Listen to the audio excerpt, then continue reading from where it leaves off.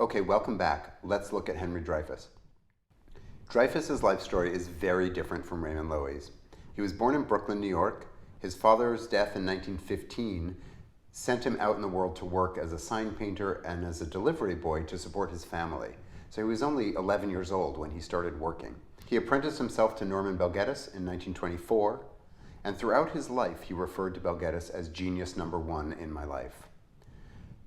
I also suspect that his success and his slightly more sober approach to design was informed by watching Belgettis and understanding that his enthusiasm and his ambition were admirable, but often got in the way of his ideas being realized.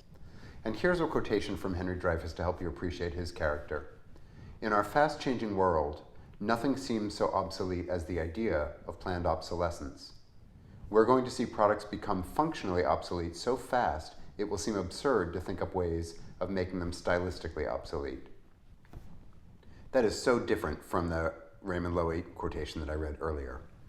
After working for Belgettis, Dreyfus got a job producing sets for the Mark Strand Theater, one every week for 5 years. He produced 250 stage sets by 1928. And then he opened his office in 1929 to do stage and industrial design activities. The picture at the top is the only picture I've ever found of an actual set he designed. And I'm not showing it to you because I think you need to appreciate that design work. I just wanted to remind myself to point out that one set a week set up a pace of innovation that required some process tools. So in an article in 1933 in Popular Mechanics, they showed Dreyfus lighting a model. He must have been so adept at figuring out ways to maintain that level of output that served him well later. There's a charming story that he recounts in one of his books about one of his early jobs in 1931. He was hired by the RKO Theater in Sioux City, Iowa, which had just been renovated and weirdly was not attracting customers. So Henry Dreyfus came in and tried all the normal tricks somebody would try. He tried lowering the prices, running triple features, giving away dishes and other premiums, but nothing worked. So then he went up the street to the not nice theater, the old theater, and saw everybody still using that theater. And he asked people why they were still going to the old theater. And essentially he found out that they were mostly farmers and they didn't want to spoil the rugs of the new theater with their dirty boots. So he rolled up the plush red carpets and put out rubber mats, and the business took off. And the reason I like that story is that it points out that right from the beginning of his career, Dreyfus understood the value of the user. Understanding the people, their preferences, their abilities, their limitations was the key to good design work. He opened his first office in 1929, and there's a picture of the outside of the building. So you can see it's a different sort of circumstance than Loewy was promoting with his own office. He hired a woman named Doris Marks, who was 30 years old. He was 25 at the time. And she was the business manager. She was very different from Dreyfus. She had traveled throughout Europe. She came from a wealthy New York family. She had excellent taste, and she was very well connected. They were married the next year in 1930, and they stayed married until their death in 1972, so it was a 42-year marriage. This is an early project Dreyfus did for Washburn in 1934. The president of Washburn was Mr. Tomajan, and he wrote this to Mr. Tomajan. Mr. Tomajan, I do not claim to be infallible. You have a widespread responsibility. You have to be concerned with sales, manufacturing, engineering, financing, and then incidentally, design. I spend all my time on design. Therefore, the chances are that my batting average will be higher than yours, simply because I work at it more consistently. That's all I have to sell you, my batting average. That modesty is so unlike Loewy, right? Loewy said, you got it or you don't. And Dreyfus said, I just do it a lot. So likely, I'm going to be able to do some of it well. I really like these tools because visually they look Art Deco, they're shiny and metal, and they have a bullet-shaped streamlined handle.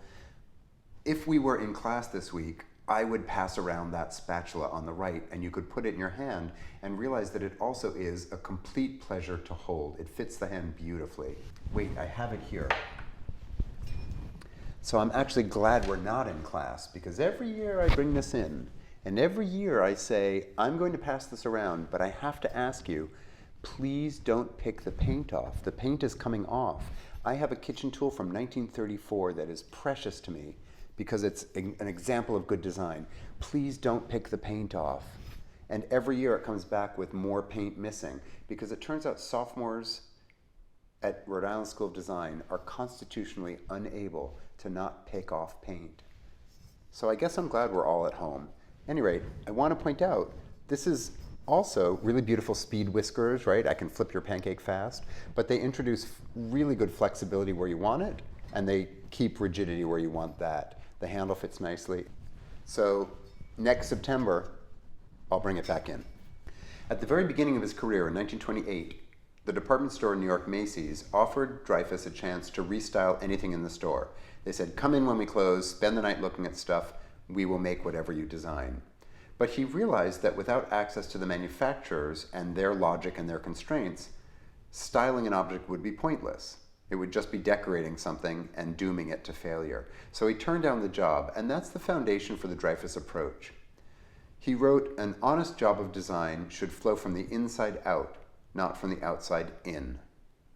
For Dreyfus, designing, making, marketing are all one exercise, and he routinely declined work when he wasn't offered ultimate control of the design process. He maintained really tight aesthetic control over the designs that were executed by his office, and that wasn't true for a lot of other industrial designers at this time. By 1936, this equation was working pretty well. He was famous enough that right on the bottom of the thermos he designed, his signature has been molded into the metal. These are drawings from his book, Designing for People, which came out in 1955, so quite a bit later, but they illustrate some of the ideas that he started thinking about at the very beginning of his career. He started developing ideas about how a firm and a company or manufacturer should work together, and these ideas were a foundation for him. They got refined throughout his career and eventually published. The image on the left shows the designer being the person who can juggle all the different components of a project. And the drawing on the right shows the two-headed designer who is giving equal attention to the two different conversations that happen in manufacturing. There are the suits, the executive, the advertising, the promotion, distribution, and sales people, the numbers people. But then at the other side of the table, there's engineering and production, the people who have to make the thing. So if as a designer you're not aware of all the conversations involved and fluent in all of those languages, you're not going to be able to do a good job. As a fun aside, in 1931, GE hired Dreyfus to redesign their monitor top refrigerator. So there it is before his redesign with the motor on top. And he redesigned a new flat top Deluxe refrigerator with the motor beneath. I don't think this wins any prize for beauty, but it introduced all of the things that were visible in later refrigerators with the unified exterior surface and the lack of decoration. The success of this refrigerator led Sears to approach Dreyfus in 1935 to redesign the cold spot refrigerator, but he was too busy and recommended Raymond Loewy. That success, the handoff project from Dreyfus, cemented Raymond Loewy's reputation and really laid the foundation for the rest of his career. Trains are also a really important part of Dreyfus's career. This is the 1936 Mercury, and Dreyfus added the big cutout so the three wheels were exposed. He added the white rims on each one, sort of a white wheel on those wheels, and also put concealed spotlights inside the opening. So at night, the eccentric movement of the coupling rods was especially visible. Another design feature of the Mercury is not unique to this train. It's not something Dreyfus introduced, but I think he executed it exponentially better than other people. At the front of the train are some speed lines, but those are actually steps, and the conductor can climb up that step using the speed whisker as a handrail and then walk along the walkway into his office. So his morning commute was right along that sort of defining speed whisker. The train had never been considered before this redesign. This is another example of low-hanging fruit. Put anything around that engine and it's going to look better. But this design really only happened because of Henry Dreyfus. The New York Central was hard hit by the Depression and didn't have enough money to build all the new trains they wanted to. While taking a train to his weekend home, Henry Dreyfus passed the train yards full of unused commuter cars, and he realized that if he could design a system that reused existing trains, it would be much cheaper. So he designed the engine and the observation car, the front and the back of the train, and he designed them with details that lined up with the existing cars. He lowered the windows of the observation car, he turned the seats around to face out, and he created a unified appearance for the entire train. The next big deal Henry Dreyfus train is the 20th Century Limited. For this, he designed the engine and the interiors again, but approached this more as a complete work of art. He designed the dishes, the napkins, the interior of the dining room, the carpets that were rolled out when you arrived at the station, the ashtrays they put out. And the interiors of this train are a really excellent study if you're looking at how to design confined spaces. Dreyfus played around with the linear quality of the inside of a train, that is just a big metal rectangle, and broke it up visually in interesting ways. In the dining car, he's got the horizontal banding going along the walls, but then also brings the sides in to create doorways, so you get repeating spaces. And then the ceiling has the lights in a long strip that accentuate the length of the space. This train was a total Gesamtkunstwerk, and that's a term that you will keep coming across, so we should pause just to get you all up to speed with it. It's a long German word, so let's learn how to say it with the help of an online pronunciator. Gesamtkunstwerk.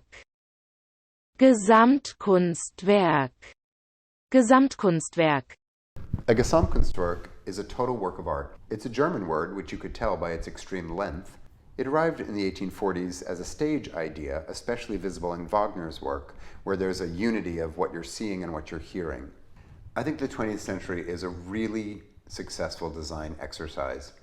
In 1938, the train went from New York to Chicago, and this also had lights on the drive wheels at night to enhance that sense of movement, and the engine has the shroud cut way up high, so all of the mechanics are visible and celebrated and contrasted by the curved forms in front of the train.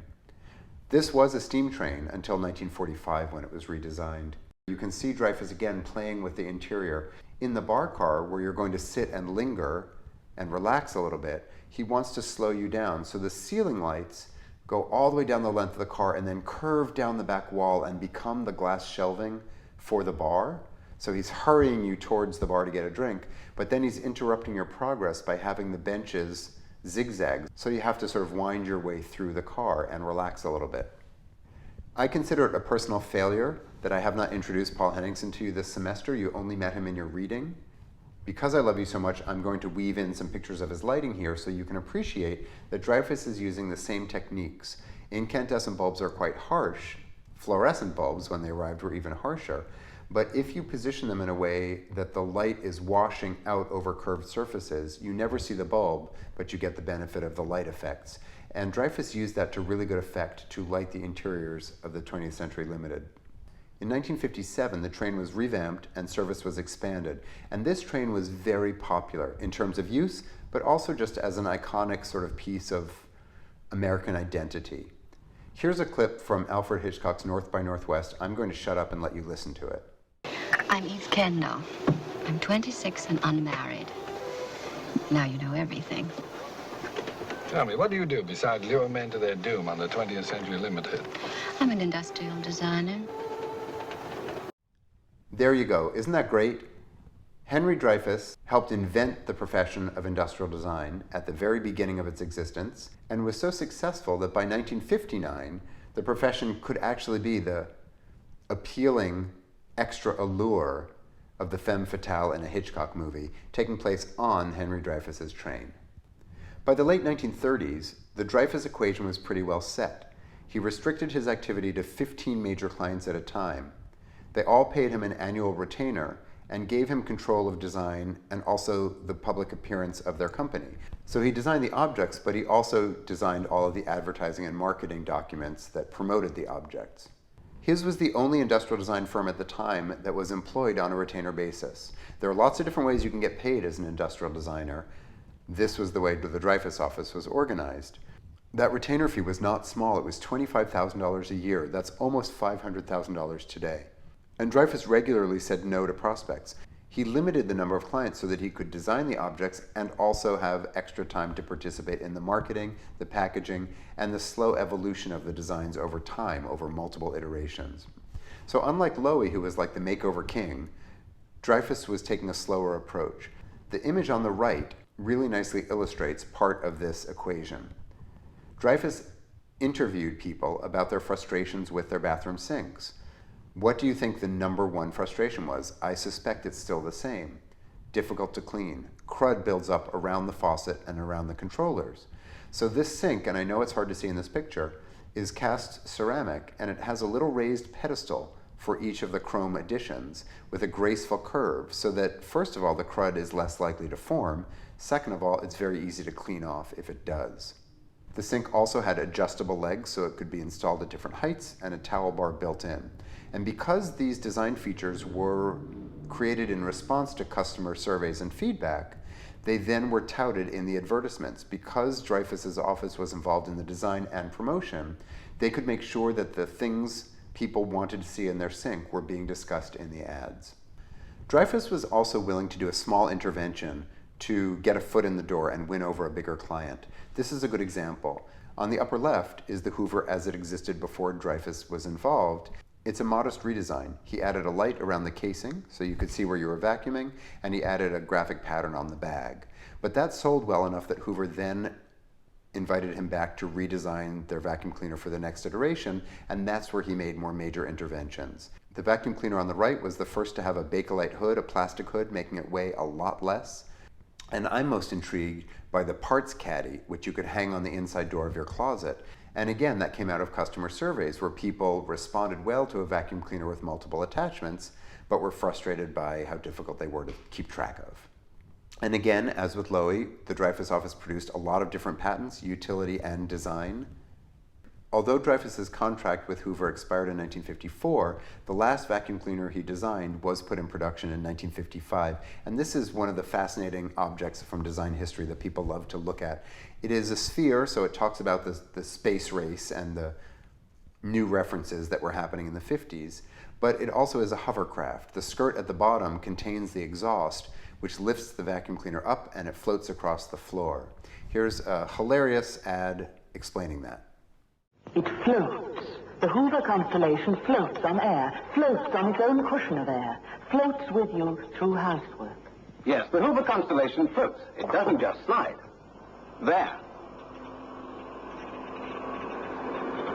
Just as it floats over the table, so it floats through your housework. A gentle pull, and it follows in your footsteps for perfect all-round-the-house cleaning.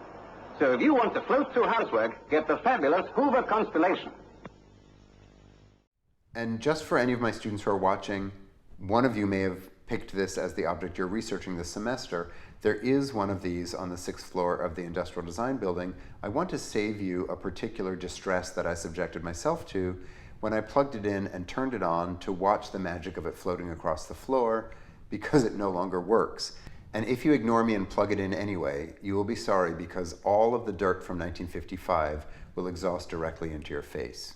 Another lovely example of Dreyfus's incremental approach to redesign is the Big Ben. On the upper left is the clock before he redesigned it, and you can see at the bottom, his redesign was pretty modest. The shape is a little different, but not too different. The numbers are updated, the hands are updated, they now glow in the dark. But most importantly, he added a new feature. The alarm has 2 volume levels without increasing the price. Dreyfus also described observing people choosing clocks in stores, and they always picked them up and considered their weight. And when asked, they explained that a heavier clock was probably better made. It isn't really logical, but as a result, this clock also has a weight in the base to make it a little bit heavier and appeal to that strange sensibility we have. And that's still done today. If you're old enough to remember a computer mouse, they all have a slug of steel in them to make them heavier. And I don't think it's so that they won't fall off your table. I think it's so that they feel like a better made object than they can be.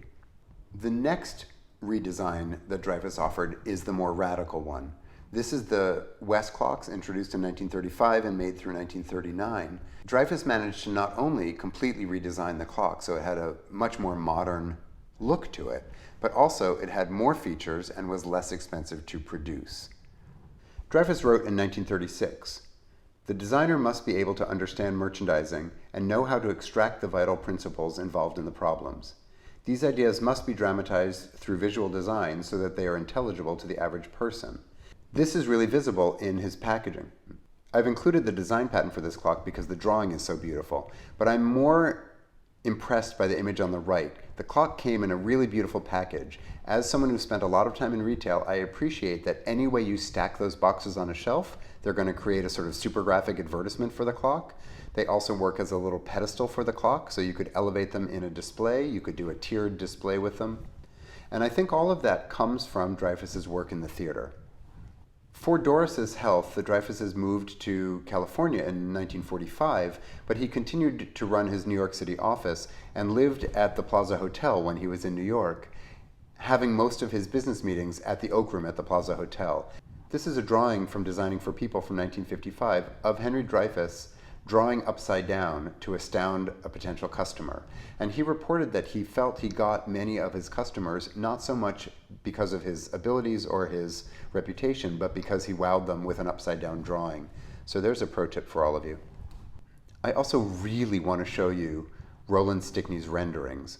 Roland Stickney was an in-house artisan at the Dreyfus office who produced their renderings. These are gouache paintings, and they are so exquisite and beautiful that I want you all to see them. At the same time, I hesitate to show these to you because even though I'm the person who always yells at you that computers are useless and everything's better when you do it by hand, this is the only part of the industrial design practice that I think we don't need. The skill you need as an industrial designer is the ability to communicate ideas fast, to sketch, to be the person in the room who can visualize spoken ideas and combine ideas together in real time. We now have other tools to produce the realistic image of the final object. That's what a rendering is for. It's meant to show a typewriter or a thermostat in its proposed form to someone who can't imagine it. And if you don't do it really accurately, there's room for misinterpretation. So Roland Stickney was up to the task of making something that was borderline photographic of an object that didn't even exist yet. Now we have other tools to do it, but I think looking at these helps you appreciate not only how far we've come with our process tools, but how we still have the same problems we had then, communicating non-existing things to people with limited imagination. If you like these renderings, the CooperHewitt's website has over 200 of them because the Dreyfus archives wound up there. When Dreyfus was working on plane interiors, he interviewed the flight attendants, who are the people who would best know what was working and not working about the design of the interiors of planes, and he found some really startling revelations. And remember, this is the early day of long-term commercial flights. People would ask, which way is the front? Which way are we going? How do you open the bathroom door? How do you use the soap? How do you turn on the water? Also, as the drawing in the middle shows, weirdly, people put mail into the air vents. People would write letters home on their way to or from vacation and post them into the air vent slots. And this is not made up. This is something that the flight attendants said happened. And of course, the flight attendants were mystified by this, and you're laughing now because you're thinking, how stupid is that woman to shove mail in an air vent? But the reality is, the only other place that form existed in the world, it's a horizontal slit with rounded sides, was next to the elevator in every apartment building in America, functioning as the place you would stick your outgoing mail. So when you see that same shape in an airplane and you have a letter in your hand, of course you're going to shove it in the air vent. That led Henry Dreyfus to craft the motto that he used for all of his work, which is design should be obvious. If your design is confusing someone, it's your fault. Take that, Apple iPhone interface with your invisible hovers and your drop-down hamburger menus. I only include this because if I don't show you the flying car, you'll be angry with me. After World War II, all the companies that scaled up to help make small aircraft to win the war effort had to reposition their manufacturing abilities for peacetime production. Consolidated Aircraft was working on a flying car, and the idea of this is kind of like Zipcar. You would own the car, but you would subscribe to the wings. So you leave your house and drive to the airport where you couple your car with a set of wings, and you fly wherever you're going, and you leave the wings behind and keep driving. This already existed before Dreyfus was brought in, but it was a metal two-seater car. And they realized they needed this to be a four-seater if it was really going to work. Dreyfus arrived and changed the car to be a four-seater made out of fiberglass. It reportedly could go 90 miles an hour with a 26 horsepower engine. And it was a real engineering triumph. Unlike the Norman Bell Geddes drawings that I showed you of a proposal for a flying car, this one actually worked. But there was a press nightmare. The electrical systems that coupled the wings to the dashboard and the car were left unattached overnight before the first public flight. So it all worked, the car got attached, they took off, but there was no fuel gauge, and so the pilot ran out of fuel and had to crash land. Amazingly, that crash landing was successful and nobody was injured. So you kind of would think this should be spun as, this car is so indestructible and so safe you can even crash land, but of course that isn't what happened. And then Dreyfus was involved in Consolidated Towers' next effort also. They realized they could make the utility core of the house with the plumbing and the heating as one manufactured unit using all of their airplane equipment. And then the house could be a series of walls and roof that attached to that. The Dreyfus trajectory has a really strong presence in tractor redesign as well. In 1938, Dreyfus redesigned the Deere Model A tractor, and as with his other projects, he did a few small interventions first to win over John Deere, and then he stuck with them for decades. The Model A and the Model B projects were really just cleanups, and then later projects he did completely. But I want to show you this cleanup because I think it's a really smart one. On the left is the tractor before, on the right is the tractor after. You could just say it's styled differently, it looks nicer. But Dreyfus interviewed people who used the tractor, and they said the single biggest problem was that hay fused onto the exposed radiator and was difficult to remove at the end of the day. So Dreyfus added the outer housing, essentially moving the radiator back inside a little bit, and spaced the vents according to the dimensions of regular size hands wearing gloves. So at the end of the day, the hay could just be raked off with fingers. And this is a Roland Stickney rendering of that tractor that I can't not share with you because it's so beautiful. And here's a quotation from Dreyfus. "We bear in mind that the object being worked on is going to be ridden in, sat upon, looked at, talked into, activated, operated, or in some other way used by people individually or en masse. When the point of contact between the product and the people becomes a point of friction, then the industrial designer has failed. On the other hand, if people are made safer, more comfortable, more eager to purchase, more efficient, or just plain happier by contact with the product, then the designer has succeeded." The tractor projects also gave the Dreyfus office a really great opportunity to start exploring ergonomics, how our bodies interact with an object in a more serious way. For this tractor seat design, they built the model and they put a short person and a tall person in it, a fat person and a thin person, and they recorded those people and the position of their limbs to make sure that their seating was designed correctly and adjustable in ways that would suit the widest variety of people. Dr. Janet Travell, who was an early ergonomics expert, came into the Dreyfus office to help advise on this project. They realized that a lot of farmers sit when they're going straight, but when they reach the end of the row and have to turn around, they stand up to see where they're going. So they designed this chair to be spring-loaded so it lifts up, and they also have the seat sort of angling down so that as you stand up and sit down, it does something different on the back of your legs, which is more comfortable. During World War II, all of the tractor makers had to share technology because the goal was to win the war by producing more food. So then after the war, there was a real struggle to figure out how to return to something that was competitive and introduce new features when all the tractors were essentially the same. So the focus started to be more on maximizing power and developing better range of attachments for the back of the tractor. And this is the Dreyfus designed John Deere New Generation tractor from 1960. This was designed in clay at full scale to make sure the forms were working correctly. And I love the marketing information on the right. That tractor is so powerful, it's driving onto the cover and pushing the title out of the way. There's a beautiful cutaway drawing of this tractor as well, which would have been a great tool to convince John Deere of the design innovations, but makes an even better tool to convince farmers why this is the right tractor for them. Oftentimes, the communication tools that designers need to talk to clients work well as promotional devices for customers as well, and that's another advantage to being part of the entire process as Dreyfus was. There are thousands of working drawings for the New Generation project, and I love these drawings because they still look like renderings, but they're tipping into being only technical drawings. They're existing at a time when there were new materials and new manufacturing techniques, and they needed to communicate a lot of really technical specific information. This drawing is for how the plastic rim would snap on around the metal of the hood. And as with the Lowy office, when markers arrived, the drawings coming out of the Dreyfus office really started to change. Roland Stickney's renderings were beautiful, but these marker drawings communicate almost as much about surface and form and color, but are much looser and quicker drawings. These phones are not designed by Henry Dreyfus. They're here to explain the landscape of this project. Dreyfus won a Bell Laboratory competition called Phone of the Future in 1929, which led to the redesign of the 300 series tabletop telephone that was finished in 1937. Bell pretty much said, "Make us an Ericsson phone." The Ericsson phone is the Bakelite phone that I introduced in the Art Deco lecture. But Henry Dreyfus then demanded to work on an equal level with the manufacturer to collaborate on a design, instead of just styling something without considering the engineering. In 1937, the 300 went into production. The ringer was built right in, like the Ericsson phone, instead of being a box in the hallway.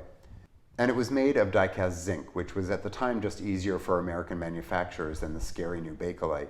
But then from 1941 on, it was also made in plastic. I'm also going to include a link and post this on our Tumblr page for a really wonderful article in the Winterthur Portfolio by Russell Flincham and Bill Meehan that re-examines the history of this telephone, because design history has always said that this is a Henry Dreyfus design. But with the advent of new research tools like Google Patents, it actually turns out to be a much more complicated story, where an in-house employee named George Lum had 90% of the DNA of this phone done before Dreyfus arrived to put the sort of veneer over the surface. It's a really interesting article about design history, about research tools, and about our need to constantly reevaluate reality. It also introduces a great word, gryptophobia. I'm not so concerned about the attribution of that phone because for me, that's not an interesting telephone. The really interesting telephone is the next chapter, which is completely Dreyfus. Also, this helps me explain the Dreyfus design process. The first step in any design process in the Dreyfus office was to create a collage board with all the competition. If you're going to design a phone, you need to see what every existing phone already looks like. And then there's crazy amount of iteration. Get your design into as many people's hands as possible and get as much feedback as possible, and do that in repeated cycles. The handset for the 300 phone was a really interesting sort of cushioned triangle shape, which turned out to be the best shape for the hand at the time. But what they couldn't have predicted was people's behaviors with that handle.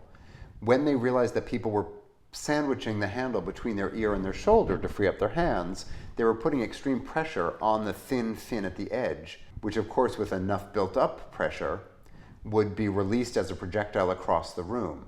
So they had to change the shape to be flat, but still keep it comfortable for the hand. For this project, the Dreyfus office measured over 2,000 faces to figure out the average spacing between mouth and ear. Alvin Tilley was the principal design engineer at the Dreyfus firm who worked extensively on this project. And here's a note on one of the drawings. By moving the transmitter out of the plane of the receiver by just 10 degrees, the transmitter is closer to the mouth without extending too far inward for the narrowest heads. The Dreyfus design process also includes using every possible technique for what it's best at as a sort of suite of tools. Making many versions of clay models so you can work through iterations and understand a form in 3 dimensions. Creating orthographics to understand the technical aspects of something. For this project, 2,500 rough sketches were narrowed down to 6 final versions. In 1949, the Model 500 desk telephone was put into service by AT&T, and I don't have a picture of its original version, but it's like the one on the upper left with a straight cord. It also had a solid colored dial and no dots inside. It was very quickly revised to have little dots inside because they realized that people needed to pre-position their finger and get ready to stick it in. For anyone who's too young to know, the way this works is you put your finger in at the number and you rotate clockwise to the end and you let go. And the distance the dial travels go click, click, click, click, click, and the number of clicks is that number. Completely mechanical method of creating numeric dialing. Sorry for everyone else who already knew that. They also quickly realized if they made the dial clear, you'd have better visibility of those dots. It sounds like a small detail, but it decreased dialing time by 0.7 of a second. If you multiply that by every number every person in America was dialing, it's a vast savings with a tiny observation. They also made the cord coiled because they realized that people wanted to be able to go farther while on the phone. In 1953, the phone was offered in colors other than black, which was a really big deal at the time. And this was still the most commonly used phone in the United States until 1995. That's partly because of the monopoly that the telephone company had, but it's also mostly because there was no need to change this phone. It worked so well. This is a picture of Henry Dreyfus on the left with Bell Vice President and engineer William Martin, and the 500 series phone in the front. 86,000 of this phone were put in service in 1950 alone, over 7 million by 1965. and a total from 1950 to 1982 of over 93 million units of just the desk set. If you include the other styles that were developed later, it's over 162 million telephones. So if a designer's value can be calculated by the use their objects provide for people, this is pretty valuable. Another Dreyfus process story involves a sewing machine designed for Singer. So here's Don Gennaro, who was an employee and later a partner in the company, in front of the competition board, analyzing all the details of different sewing machines.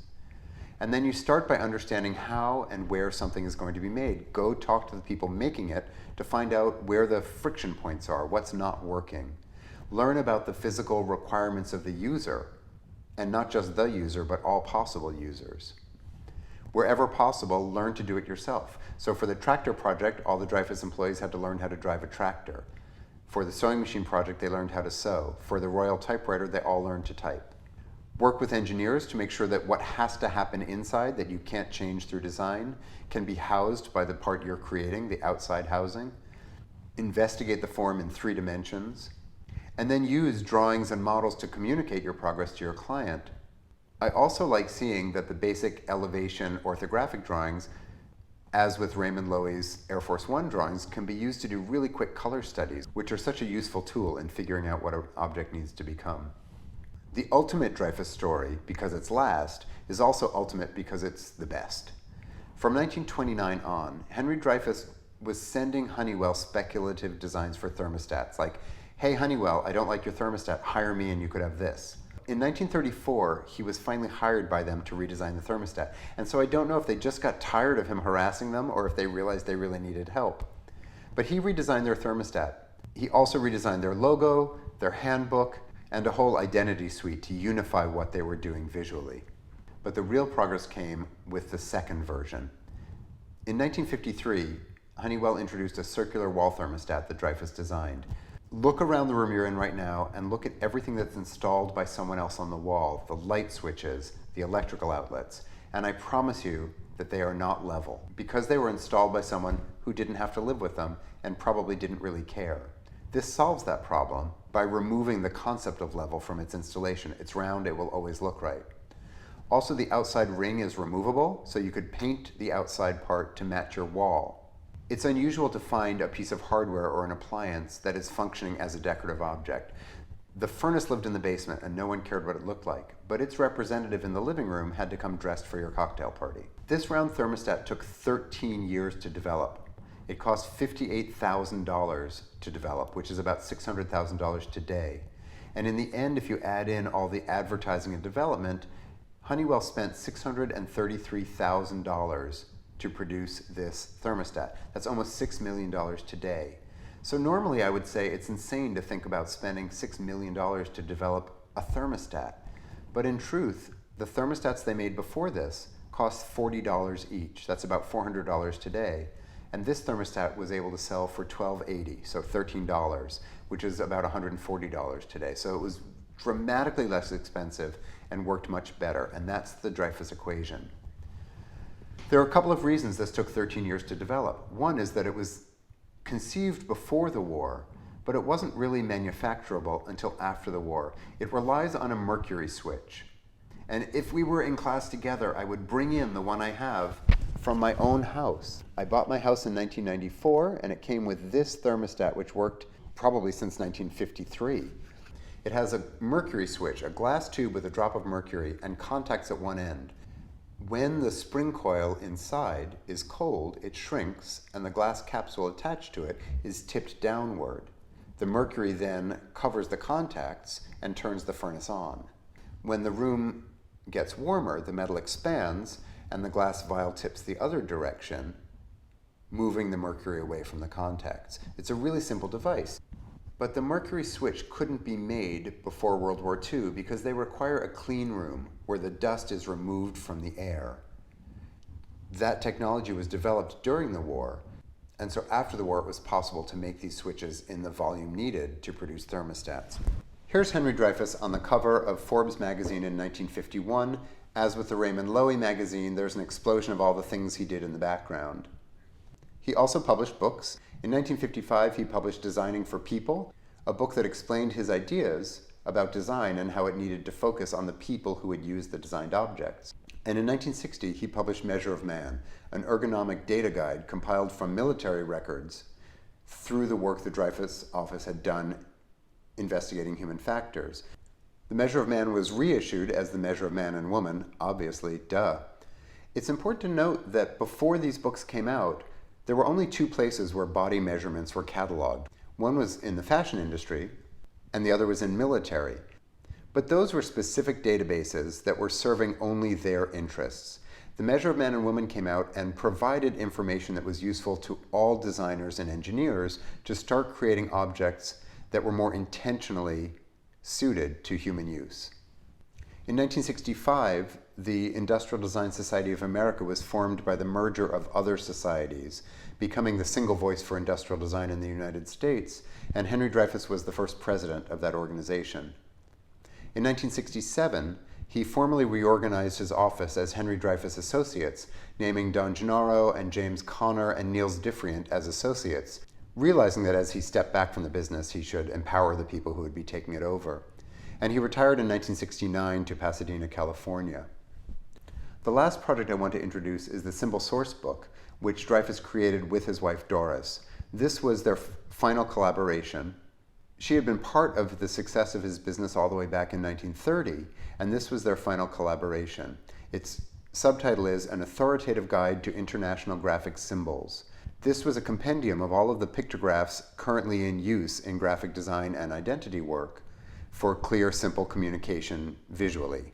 And it was the first dictionary of international symbols. It became a reference for the growing world of graphic design and really helped pave the way for our ability to communicate with graphic symbols across the boundaries of other language and geography. They died in 1972, and I'll let you look up the circumstances of that on your own. I want to read this last quotation from Henry Dreyfus. When meeting with new clients, Dreyfus would regularly hold up his hand and describe his thinking about design. He wrote, "The intelligent approach to any industrial design process is to take the 5 points that are the catechism of a good industrial designer. They usually are a surprise to manufacturers. They're amazed about it because so many people feel that we are just interested in what a product looks like. That is a consideration, but it is not the first consideration. The vital factors are first, convenience of use, including utility and safety. Second, ease of maintenance. Third, cost of manufacture and distribution. And fourth, merchandising and competition. And last, but not least, we consider appearance." This combination kind of says it all. There's Raymond Loewy on the cover of a popular culture news magazine and Henry Dreyfus on the cover of a business journal. They had radically different styles and interests and approaches, but they both helped lay a really solid foundation for how we continue to work as industrial designers. Next week, we'll return to the chronological narrative of this class by looking at post-war design. It's a beautiful era with a total celebration of form where manufacturing and intent could finally meet in a graceful way. So thanks for sticking with me, and I'll see you next week.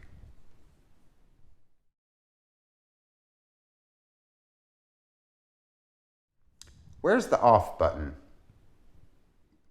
Next week, we'll return. Don't yell. It's so exciting. Ha! I'm going to cross my legs and start this slide again. Uh-oh, my date is wrong. My date says 1939 down here. Which is it? Do I want to do the second half now? Or do I want to do it tomorrow? I should do it now. It's only 9:30. Do the second half now, have an orange. 1, 2,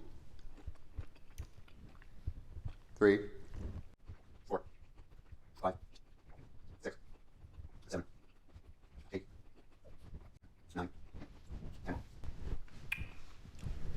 Do all clementines have 10 sections? I don't know. What do you call it when you speak a language? Conversant and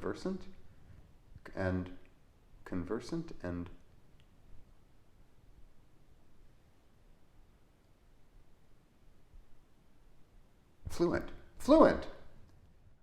That's my idea of a good time.